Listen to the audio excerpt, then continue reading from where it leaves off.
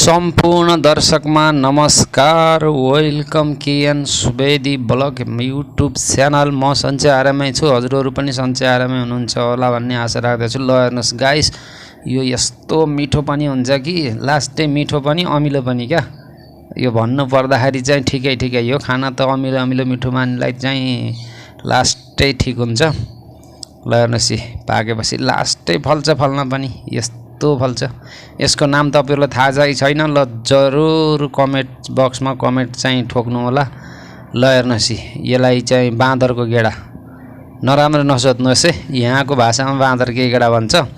यो चाहिँ green apple हो यो, तर यो पनि एकदम खानको लागि राम्रो हुन्छ। हजुरहरूको घरमा छैन भने पनि लर लगाउनुहोस्। ल हेर्नुहोस्, लास्टै फलेको छ। खानी हो भने बागलुङतिर आउनु होला, हाम्रो घरमा चाहिँ लास्टै छ। ल हेर्नुहोस्, पाकेको छ।